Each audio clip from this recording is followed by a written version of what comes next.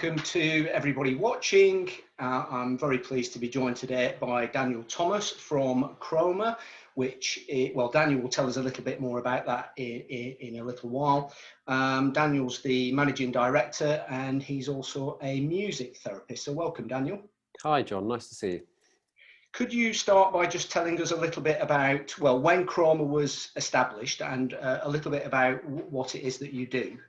Yeah, so we were established in 2013 and we're a national provider of the full arts therapies, so art psychotherapy, drama therapy, music therapy, and then the clinical specialism, which is all around brain injury, which is called neurologic music therapy.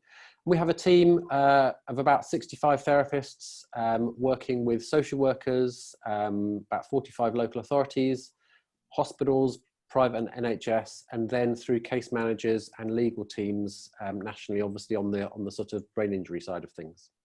Great, so quite broad ranging what you provide. Yeah, we have about 150 live cases at any one time, plus all the hospital work, and we work in schools as well. So we are fairly busy. Yeah, great.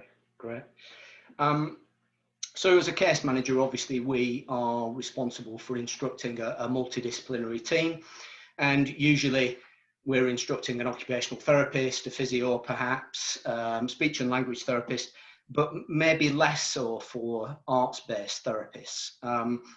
So is the instruction of those arts therapies as part of a wider MDT sometimes overlooked, do you think? And if so, why is that the case?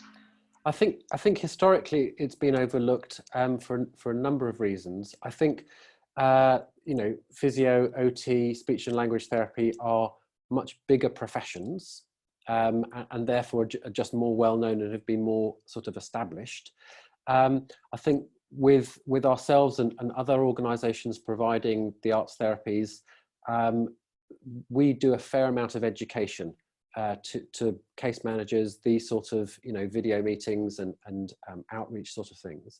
I think it's really important to help people get that music is the therapeutic modality, but actually what we're working towards are cognitive goals, you know, goals around speech and language, physio goals, so, you know, fine, gross motor movement, all of those sort of things. And specifically with music, for example, if we're working alongside case manager and a client who needs some sort of support, say with walking, it's the musical element of rhythm that we are that's what we're using to treat. That's the active ingredient. So I think it's just, you know, it's conversation saying, get past your idea of what music can do. Let's break it down into the musical elements and see music and art as the sort of the modalities through which treatment is offered. Great, thank you. So as you're a music therapist, and obviously that's one of the arts therapies that you provide, I thought I'd just ask something specifically about that. So taking a sort of random example of a client that might have a fairly severe brain injury, for example, could you just give us an idea of what a music therapist might do in one particular session, for example? Yeah, absolutely. And clearly it depends on what we've been asked to do. So we would have a very detailed sort of referral conversation with the case manager. You know, why is this sort of input being provided? Perhaps we can think of someone. It's a case that we have worked on. A guy who had a brainstem stroke, so very serious sort of injury. We were working to establish, and again working alongside the case manager and the physio, the speech and language therapist, to enable the gentleman to open and close his mouth on, I don't want to say on request, but that was a capacity that we were trying to build back. So essentially we were using the volume of a piece of music through a little loudspeaker that vibrated a lot. So using it on his cheek to stimulate the nerve endings. His mouth hung open, and then we were able to see that when he closed his mouth, the volume decreased because obviously the sound stops. And when he opened his mouth, he heard the volume get louder. So in that sense, he was involved in a sort of a real time, you know, he could see that when his face felt like his mouth was open, the music was loud. when he managed to close his mouth, he got that physical sensation, oh yeah, my mouth is closed and the music is softer. So that really enabled that sort of sensory motor aspect to happen. I think it would have been very difficult to talk him through that piece of treatment, but it was the way that volume was used and the vibrations of the music on his skin that enabled that piece of work to be as successful as it was. Right. I presume that's something that might happen in one session, but something that you would be repeating and working on in subsequent sessions as well. And I think with you know, with music therapy specifically, I mean, there's a 2017 study by Moore, and that really found that, you know, around the physiotherapy side of things, music cued motor training promotes neuroplasticity. And we know in our own work, we're not trying to fix the bit of the brain that got damaged. You know, if we're trying to re-establish language, we're using melody and melodies that the client already knows as the scaffolding over which we can then hang new functional language. We're not trying to fix the bit of the, you know, the left side of the brain that may have got damaged, that's compromised the speech and language functions. Because music activates the whole brain.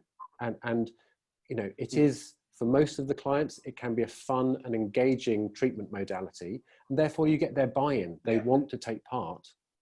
And, you know, like with drugs, you have to get to the end of the treatment. Therefore, we need patients to engage and want to be involved in that treatment. And music and the arts therapies really enable that. Great. I was looking through your website. I noticed that on each of the pages, particularly art therapy, drama therapy, music therapy, you say that international research suggests they are highly effective and a cost-efficient approach, which I was quite interested in. Could you just say a bit more about why you think they are a cost-efficient approach? Absolutely. So I think, like I've just said again about getting engagement, we had a young child at one of the hospitals that we work at in London who was accessing about 5 minutes of physiotherapy, and then his behavior, because he was, you know, just not wanting to do it because it was painful and difficult, his behavior then caused the sessions to finish. But when we came alongside the music, the physiotherapist, so essentially physiotherapy was provided through our neurologic music therapist, his level of engagement went back up to 45 minutes, so a whole session. That is much more cost-effective use of time, because we're getting his engagement, he's doing more work. What we also know from you know, research and studies looking at gait and walking, and there's I think it's a 1997 randomized control trial looking at stroke, that rhythmic auditory stimulation for walking was more beneficial than standard care in getting people back up and walking. So it's a mixture of the way that the brain responds to music, people's engagement. There are also has been studies around sedation, so providing, and specifically it was children going into CT scans, so looking at providing them with drug-based sedation as opposed to music therapy at the bedside before the procedure.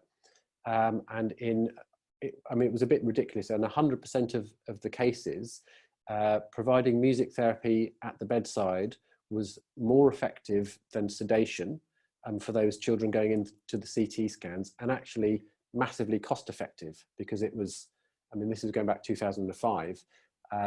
It was about 70% cheaper than sedation, because you've got to have the drug, you've got to have the nurse, you've got to have the you know, all the gubbins around that. So there are many different reasons why it's cost effective, and it's clinically effective as well, which I think is the key thing.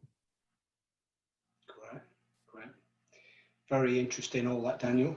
It's a short interview, so that's it for now. But I think it would be perhaps we could make this the first of a series, because I think there's so much in what you do. Obviously, we've talked about music therapy, but there's art therapy, drama therapy. It'd be really interesting to hear a bit more about each of those. So maybe we can do another interview. That would be fantastic.